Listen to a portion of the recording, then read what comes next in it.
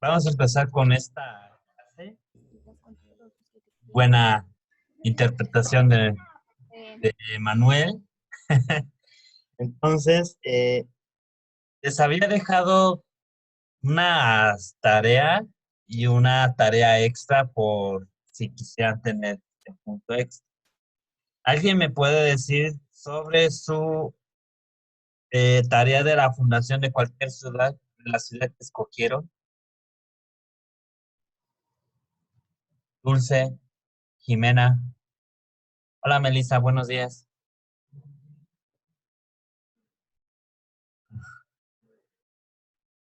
Eh, sí, perdón. Les estaba diciendo que si...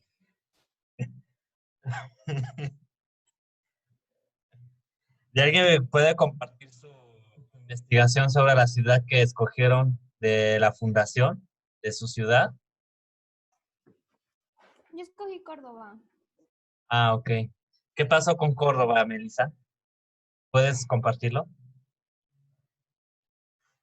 Sí, se fundó porque es que creo eran los de la rebelión de Yanga, Ajá, que estaban atacando a los españoles cuando pasaban por ahí. Entonces le solicitaron a la corona que formaran una ciudad y ya de ese modo evitaron que los atacaran y así. ok. ¿Qué más? De hecho, ¿cómo se le llama también a la ciudad de Córdoba? Tiene, por así decirlo, un apodo o tiene que ver con los fundadores de la ciudad. ¿Cómo se le llama también a la ciudad de Córdoba? ¿No? La ciudad de los 30 caballeros. ¿No sabías eso? Se le decía a la ciudad de los 30 caballeros. Fueron 30 personas o 30 españoles que fundaron la ciudad. Le pidieron permiso al virrey de ese entonces que se llama Diego Fernández de Córdoba. Por eso le pusieron la ciudad Córdoba, en honor al apellido del virrey. Fueron 30 gentes que pues se establecieron en Córdoba. Y efectivamente, como tú dices, se estableció para poder entender o para poder encarcelar o, por así decirlo, a las rebeliones de Yanga. ¿Alguien más? Gracias, Melissa. Muy bien. Brenda, Dulce. Profe, acabo de entrar y no sé qué estamos haciendo, profe. Les estaba pidiendo que alguien compartiera su investigación que escogió. ¿Alguien que quiere? Ok. Ajá. ¿Se lo leo? Bueno, ¿lo Sí, quiere por leído o favor. no? ¿Me Ajá, deja abrir el archivo de Word? claro. Sí, en lo que tú abres, explico brevemente de por qué se fundaron muchas ciudades españolas. Uno, como dijo Benlisa, fue por las rebeliones que se estaban gestando. Otra, por cuestiones económicas, pues la mayor parte de las ciudades se formaron a partir de la explotación de minas. Y una de las otras razones fue las diócesis, para poder separar las diócesis de españoles con indígenas. ¿Sí? Dulce, ¿lista? Sí. Ok. Yo escogí la ciudad de Mérida. Mérida, Yucatán. El 6 de enero de 1942, Mérida quedó Caray. formada... 1942, Dulce. 1542, perdón. Y en 1940 está muy joven esa ciudad. Sí, perdón. No, no te Perdón. preocupes. Ajá.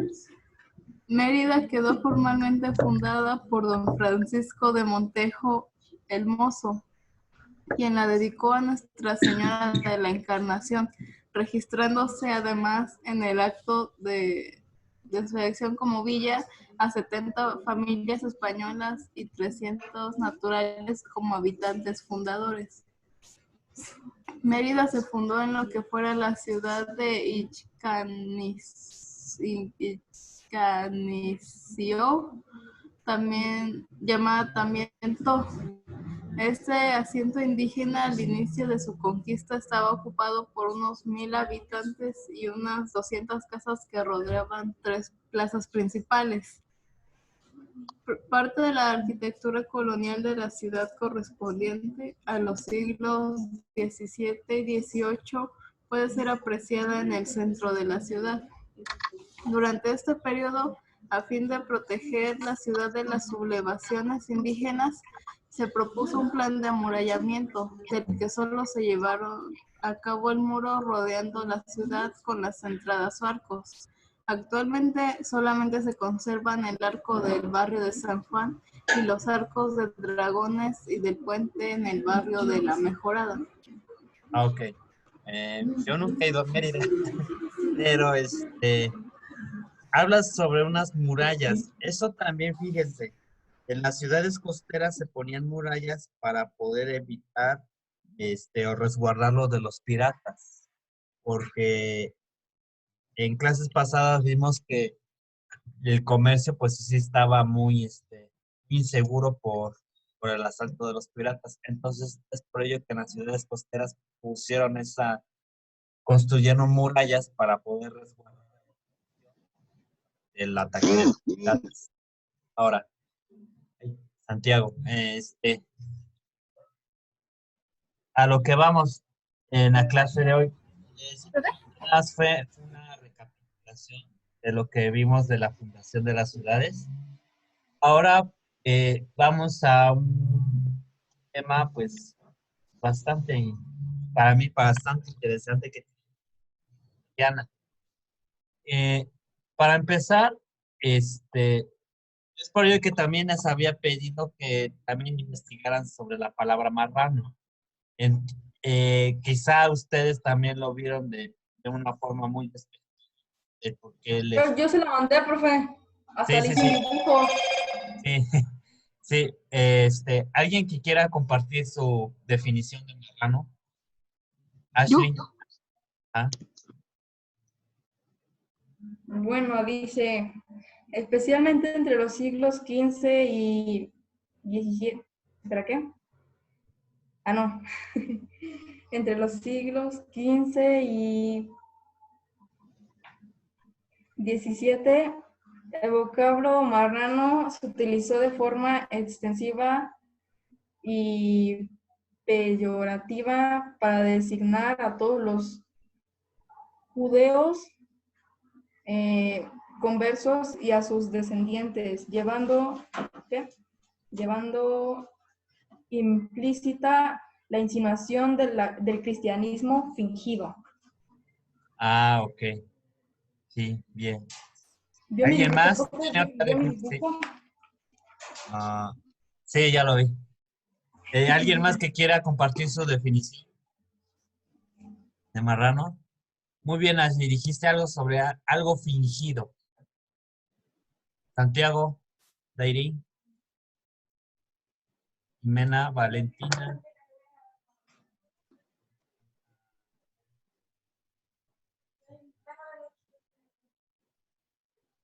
Ok, yo creo que nadie más quiere participar.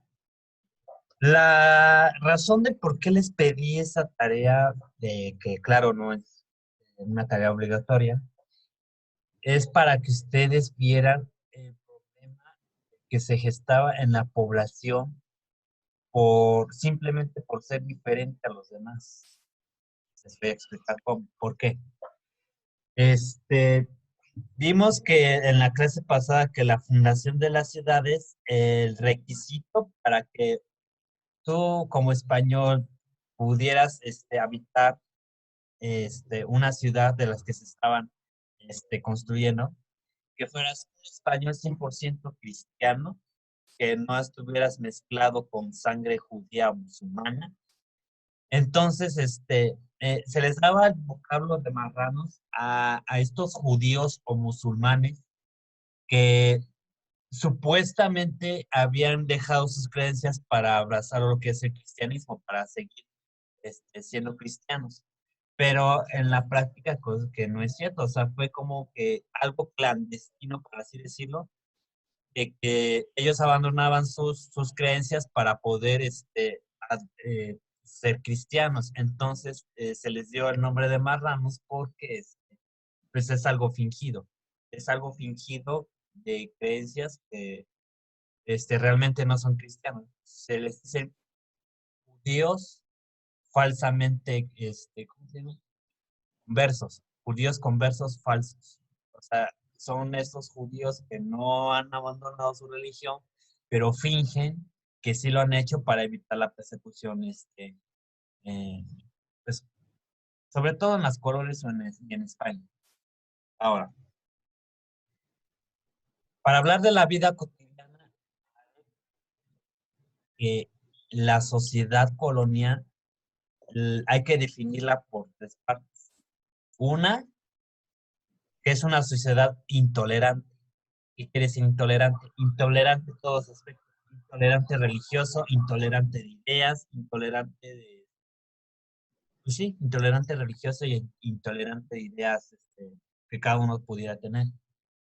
Es una sociedad muy moralista, que simplemente los pecados capitales son de lo peor y que es una sociedad también muy clasista y racista a lo que más nos da.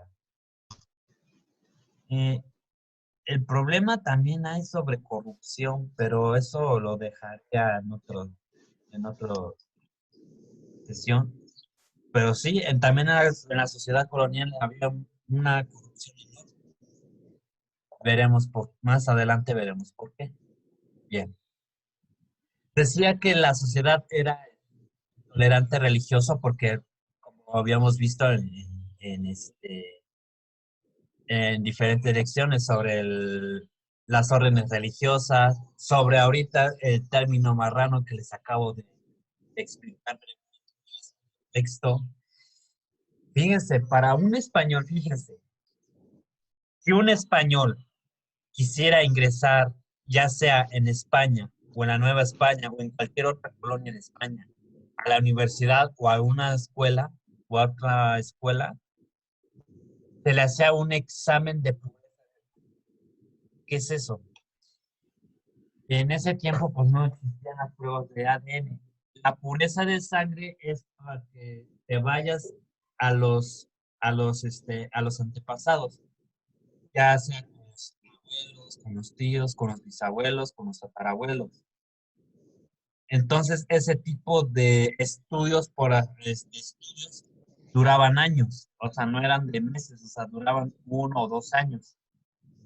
Y si, por ejemplo, que tu bisabuelo fue judío, fue musulmán, entonces eso es ya marcado de por vida. Eso puede condicionar hasta tu ingreso en la universidad. ¿Por qué? Porque necesitaban españoles con 100% sangre pura. O sea, sangre pura me refiero a sangre cristiana, que no te estés mezclando con otras gentes que no sean ni moros ni judíos. Ahora, eso era un problema muy, muy grave, porque no solamente afectaba a su sociedad, sino que también eso le restringía hasta ciertos privilegios. Por ejemplo, si uno quisiera tener un cargo en el ayuntamiento, en el cabildo, pues le ponían trabas, porque simplemente origen étnico, pues no se lo permitía, o su origen familiar no se lo permitía. Ustedes lo vean, pues qué absurdo, ¿no? O sea, qué absurdo de que quisiera yo tener un puesto, yo quisiera yo tener los privilegios que me corresponden, y porque resulta que mi abuelo es judío, o fue judío. Entonces, ese sí era una carga muy negativa. Entonces, es por ello que también les estuve pidiendo sobre la definición de marrano. Obviamente, pues aquí en el territorio de la Nueva España, pues para no poder perder esos privilegios, también lo que hicieron fue fingir ser cristianos sin abandonar sus creencias anteriores, para evitar que los persiguieran y que les quitaran sus privilegios. Fíjense, hasta la Inquisición tenía tenía vela en este entierro. ¿Por qué? Porque también la Inquisición se dedicaba también a perseguir a a esta gente. Entonces, sí, ¿qué pasó, Maricela? Soy Melissa, Ay, pero no, perdón, no Melissa. importa. ¿Ese término todavía se usa? O sea, ¿haya personas que todavía lo usen o ya no? ¿Qué, el término? ¿El término marrano? Sí, No, ya no, ya cayó en desuso, pero obviamente pues sí, lo seguimos usando, pero ya con diferente significado. Si te das cuenta que eh, en la colonia y hoy y en la actualidad, ese tiene un significado negativo, tiene un significado, ¿cómo se podrá decir? Pues, peyorativo o discriminatorio. Entonces tiene una carga o sea, es muy grosero decirle a alguien marrano. Entonces, pues, este, no es muy agradable a que, si por ejemplo, si en la época colonial no fue muy agradable llamar a la gente de esa forma, imagínate en la actualidad que obviamente pues, nadie utiliza ese término. Espero que haya resuelto tu duda, Melissa. Es por ello que también digo que esta sociedad también era muy intolerante. No dejaba ejercer su derecho a las creencias. O sea, tú tienes que ser cristiano 100%. O sea, no aceptaba medias tintas. O sea, no aceptaba que si fueres luterano. Luterano quiere decir seguidores de Martín Lutero. Luterano, judío, o alguna de las otras corrientes del cristianismo. Entonces, pues no aceptaban eso. Otra, Profe, ¿sí? ¿y si eras católico tampoco? ¿Ande? Si eras católico tampoco? De hecho, era catolicismo. El cristianismo lo entiéndalo como un católico 100%, porque obviamente pues las creencias pues se basan en lo que se conoce como el catolicismo. O sea, no hay no hay una división. O sea, yo digo cristianismo refiriéndome al catolicismo, aunque sí tengo sus variantes, pero trasládelo al contexto. O sea, no mucho con que sea creencias católicas, porque en el cristianismo tienen creencias que sí son insertadas de la religión católica. Sí, tienes que ser católico también. Ahora, también la sociedad era moralista. ¿Qué quiere decir moralista? Que moralista quiere decir que se guarda de ser rectos, se guardan de ser pues castos y puros, se guarda de ser personas muy rectas. Entonces, por ejemplo, era mal visto lo que es el adulterio que también la Inquisición lo castigaba. Era azotes de lo del adulterio. La fornicación, obviamente, pues no sobre fornicación, sobre relaciones sexuales, porque les vuelvo a repetir, eso era una sociedad muy moralista, entonces hablar de esos temas era muy pecaminoso, entonces se guardaban los cuiditos. Sin embargo, en esta época hubo muchísimas enfermedades de transmisión sexual. ¿Por qué? Porque, por ejemplo, esto desde la conquista, porque los españoles sometían a las indígenas para que tuvieran relaciones sexuales con ellas. Y también las mujeres de raza negra que también llegaban al territorio también estaban como esclavos sexuales. Entonces, fíjense, es una sociedad doble moralista. En el caso de que la sociedad moralista porque se guarda de no comentar esos temas, pero aparte pues había muchísimas enfermedades de transmisión sexual.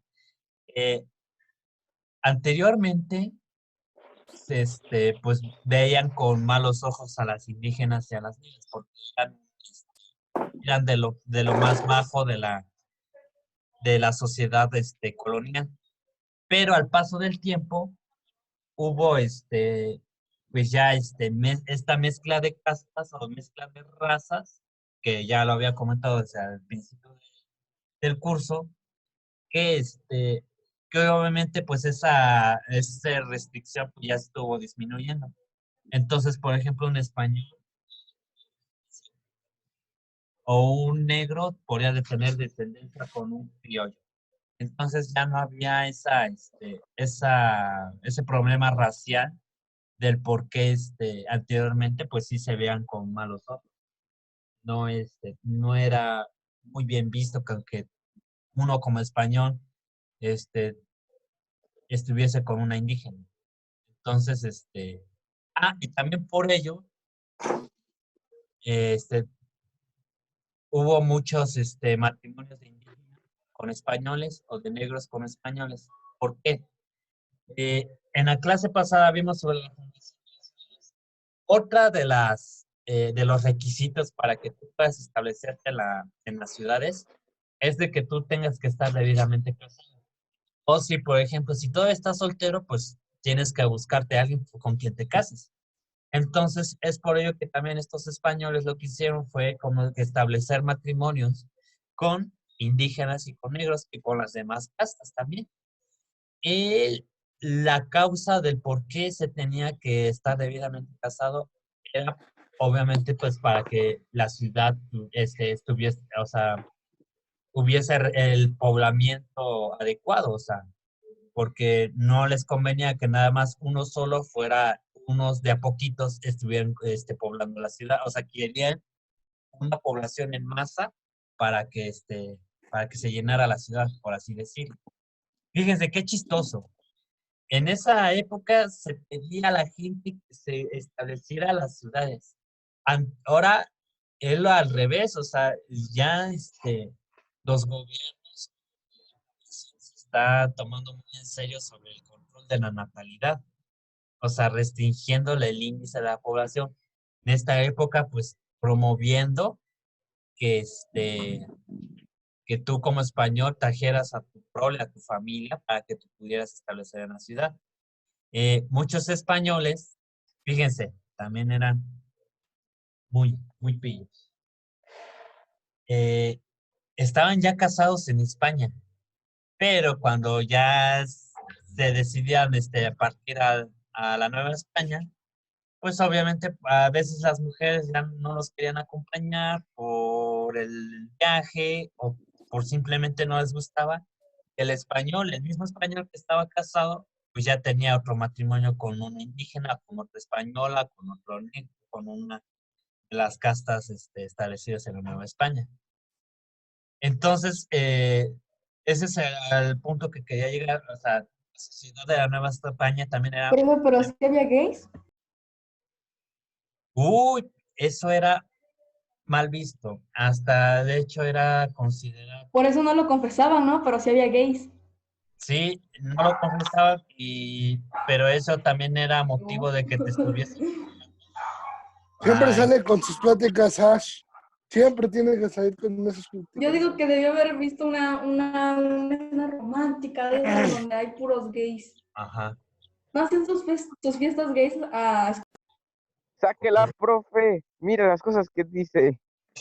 Ya, silencio. ¡Fuera! ¡Sáquela de la clase! Bien, ya la tercera de que esta sociedad también fue corrupta, a más no poder.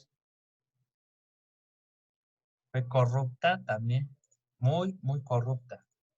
¿Por qué? ¿Por qué les digo que fue corrupta?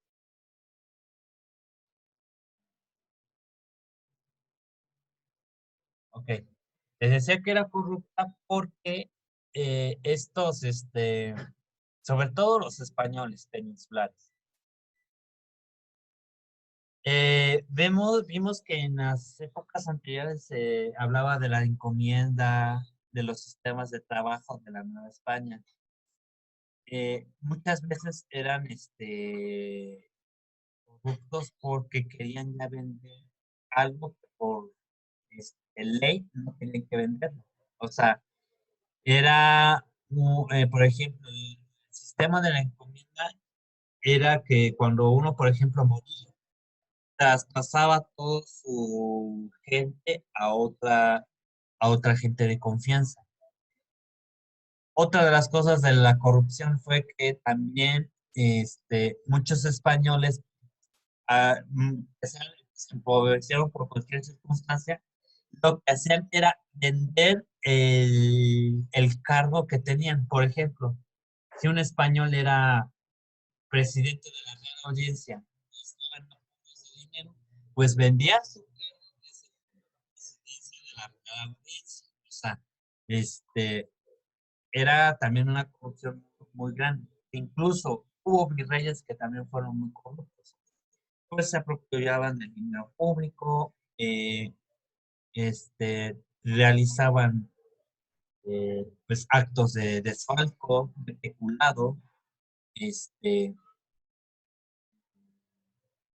muchas veces eran muy abusivas sus leyes. Les cobraba, por ejemplo, de más impuestos a los productos que tenían impuesto, o necesitaba enriquecerse a costa de, no sé, de cualquier acto de extorsión. Entonces, sí, esta sociedad también fue muy, muy corrupta, que, que hoy en día, pues sí nos sigue aquejando.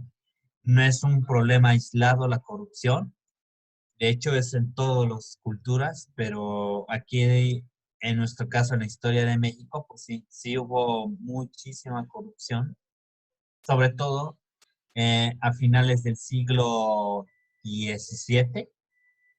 Es por ello que también entraron para poder acabar con esta corrupción y poder reestructurar algunos temas económicos.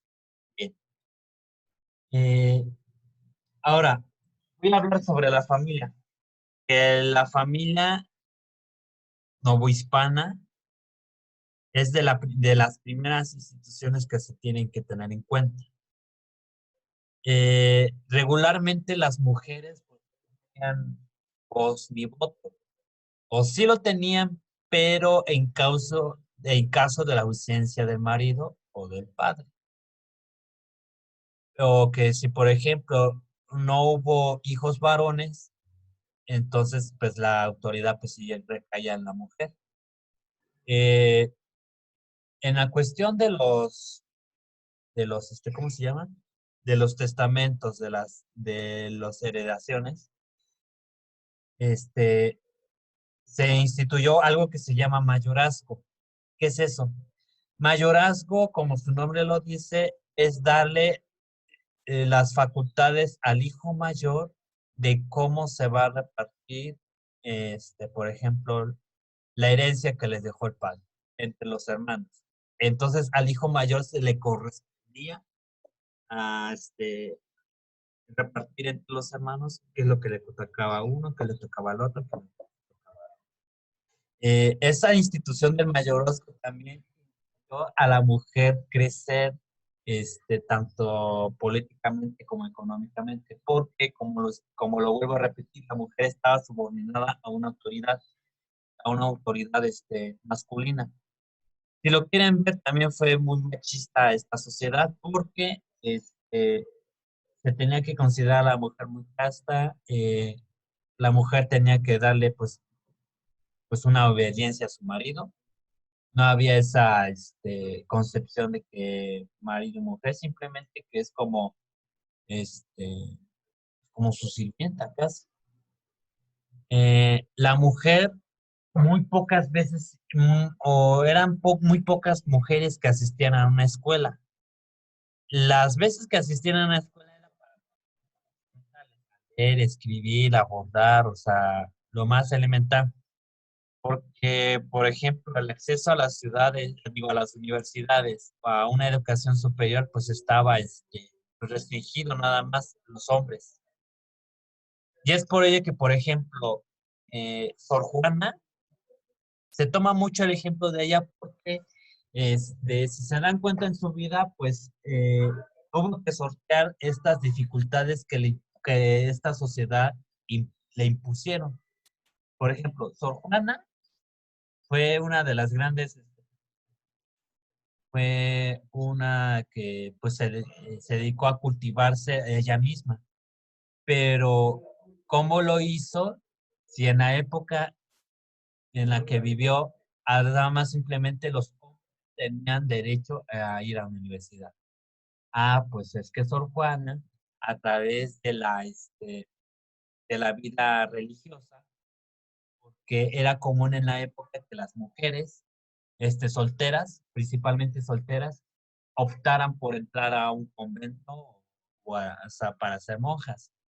Eso, por ejemplo, era para no representar una carga a la familia. eh, pues era como una especie de escapatoria, por si no, uno como mujer no se quería casar. En este caso de Sor Juana, pues como la vida religiosa, de hecho los religiosos fueron de la institución educativa también, pues ella aprovechó para poder ocuparse con libros, que ella pues consideraba pues aptos en su época. Entonces, era muy restrictiva esa sociedad, no dejaba crecer a las mujeres como seres humanos, porque simplemente pues no tenían un reconocimiento jurídico o un reconocimiento civil, que son parte importante de la sociedad. Sí lo fue, pero en la ausencia del hombre. O sea, si no había hombre, por ejemplo, si moría el marido, pues ella tenía pues las facultades de ejercer como autoridad en su casa. Pero, pues desgraciadamente, pues quien- si hubiese una figura paterna, pues la paterna es la que decide toda la vida de todo, o sea, ya sea la figura paterna y que sea el mayor. Entonces no había ese derecho a expresar sus opiniones. Eh, Aquí dice que nada más de un minuto. Creo que está por lo menos. Es por ello que también sí es necesario